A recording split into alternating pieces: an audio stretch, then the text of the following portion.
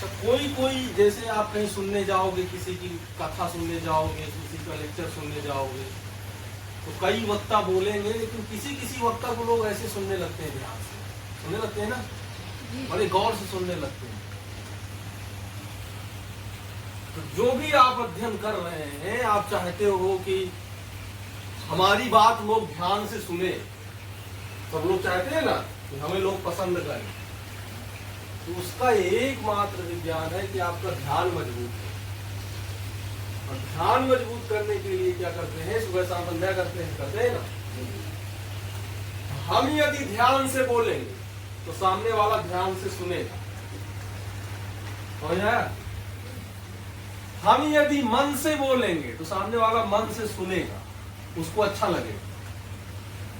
और ध्यान एकाग्र करने के लिए ही हम लोगों की वैदिक संस्कृति में 2 टाइम की संध्या है, प्रातः सायं, जो कि वैदिक गुरुकुल के बच्चे वेद तो अच्छे से पढ़ते हैं क्योंकि उससे धरार्जन होना है, लेकिन संध्या ठीक से नहीं करते।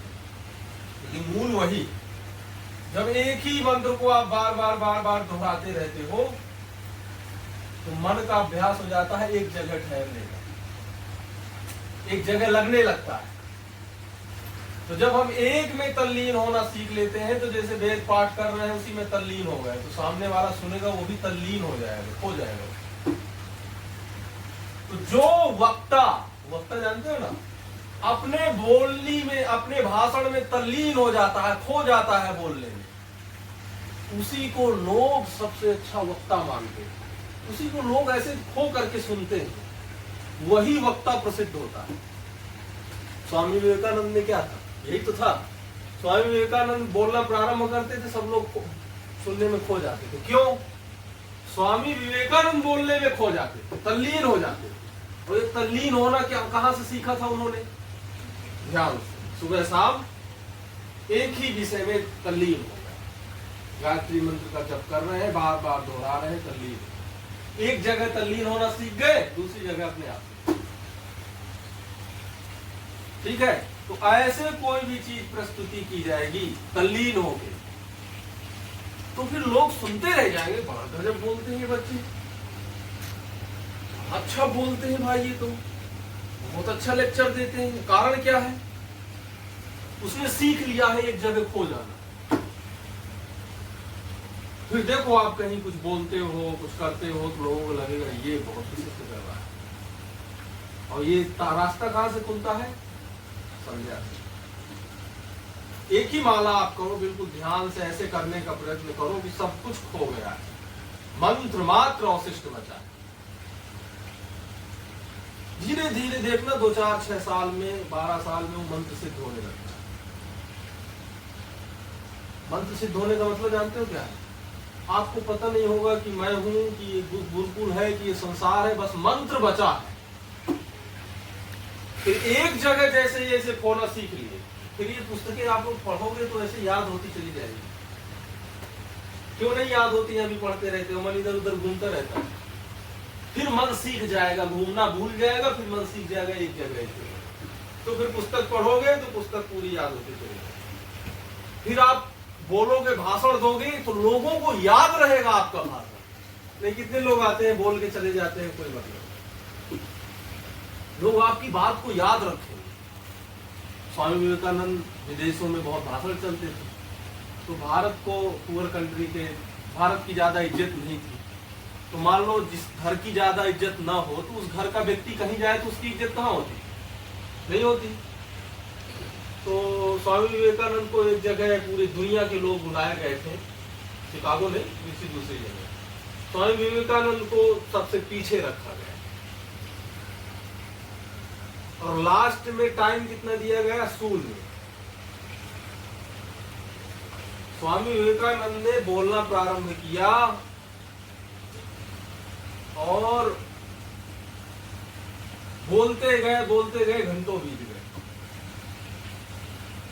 लोग खो गए उस बोलने में, ये भूल ही गए कि इनका टाइम था शून्य। इतनी विशिष्टता से। कारण क्या था?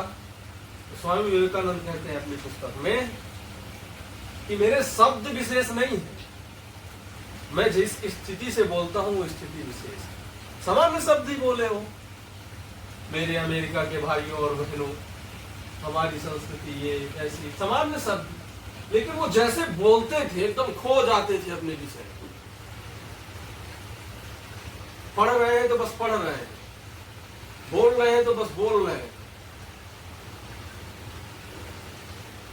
तो सामने वाला भी उनको देख करके खो जाता है। जैसे यहाँ पर कोई बहुत दुखी आदमी बैठे और रोए गाए तो आप लोगों के भी आंखों में आंसू आ जाएंगे ना, है? दुख की कहानी सुनाए। कोई बहुत प्रसन्न व्यक्ति बैठे बढ़िया खुशी की बातें करे तो आप भी लोग भी हंसने लगोगे। वैसे बड़ा ध्यानी आपके सामने बैठे तो आप लोग भी ध्यान से उसको सुनने लगोगे, ध्यान देने लगोगे। तो जैसा व्यक्ति वक्ता जैसा है श्रोता भी वैसे हो जाते हैं। तो इसलिए तो स्वामी विवेकानंद इतने प्रसिद्ध हुए, जो कुछ नहीं थे, एक सामान्य व्यक्ति जाकर के एक दिन में प्रसिद्ध हुए। तो वो स्वामी विवेकानंद लिखते हैं कि इसका कारण क्या है, तो बोलते हैं मेरा ध्यान का अभ्यास, मेरा जप का अभ्यास। ऐसे नहीं संध्या ऋषियों ने स्थापित की थी। बड़े अनुसार हमारे ऋषि वैज्ञानिक थे, बड़े अनुसंधान के बाद में संध्या का निर्धारण किया गया है कि हम सुबह शाम जप का अभ्यास करें, ध्यान का अभ्यास करें। क्यों? उस जब से ही सारे सफलता के राज खुले। थोड़ा बहुत पैसा कमा करके जीवन तो कोई भी चला लेता है, लेकिन अंदर से संतुष्टि हो कि हाँ मैंने कुछ किया विशेष, ये कहां से खुलेगा? संध्या आपकी गंभीरता से। संध्या तो आप लोग गंभीरता से नहीं लेते ना, सोचते हो क्या मंत्र दोहरा रहे हैं बैठ करके, क्या मतलब, क्या मिल रहा है इससे? 2 श्लोक याद कर लेंगे तो कुछ होगा, दोहराने से क्या हो जाएगा? लेकिन जब आप बड़े हो जाओगे, काफी बड़े हो जाओगे, आप इधर उधर मन भटकेगा, असफलता, तब आपको महत्व पता चलेगा कि ध्यान का क्या महत्व। बच्चों को ज्यादातर शुरू से पता नहीं लगता है कि क्या है ध्यान, लेकिन बाद में लगता है कि मन की शांति कितनी जरूरी है। ये पहले से समझ लो तो शंकराचार्य ने पहले से समझा, बहुत बाल निकाल तो शंकराचार्य हो गए। बड़े देर हो जाने के बाद में ख्याल आता है कि कुछ छूट गया, जब आधी जिंदगी निकल जाती है। पहले ख्याल आ जाए तो लोग महापुरुष बन जाते हैं। शंकराचार्य को पहले ही ख्याल आ गया, 9 साल की उम्र में ख्याल आ गया कि ध्यान क्या है, कि ध्यान कितना जरूरी है, कि जप कितना जरूरी है, तो वो महापुरुष बन गए। विवेकानंद को पहले ही तो ख्याल आ गया। काफी जब जीवन, ख्याल आप सबको भी आएगा, लेकिन काफी जब जीवन निकल जाता है तब लगभग 99% लोगों को तब ख्याल आता है कि जो करना था वो तो छूट ही गया, जो जरूरी था वो तो छूट ही गया, जिससे सब समाधान आना होना था वो तो छूट ही गया। समझ आया?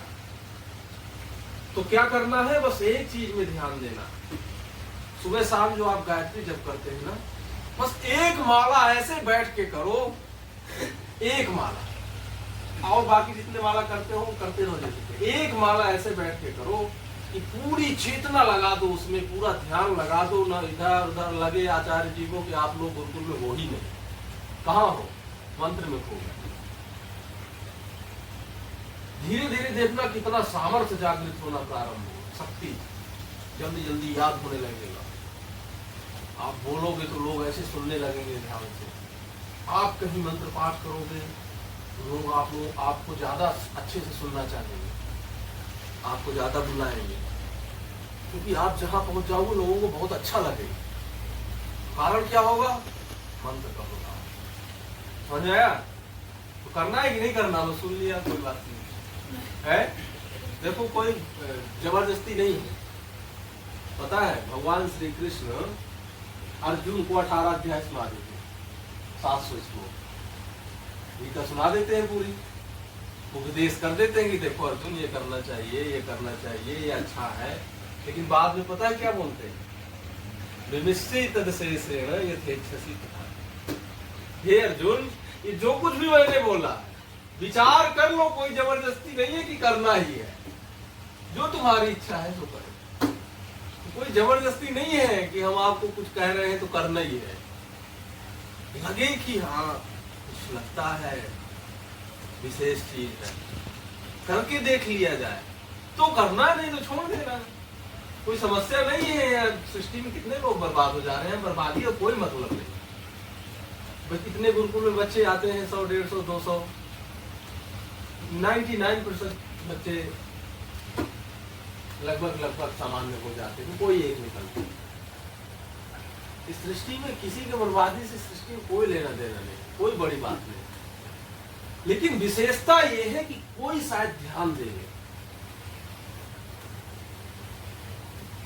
कोई बड़ी बात नहीं है कि आप लोग करो तो बड़ी बात हो जाएगी, ना करो तो बड़ी बात हो जाएगी। लेकिन जितनी जल्दी कर लोगे उतनी जल्दी पार हो जाओगे।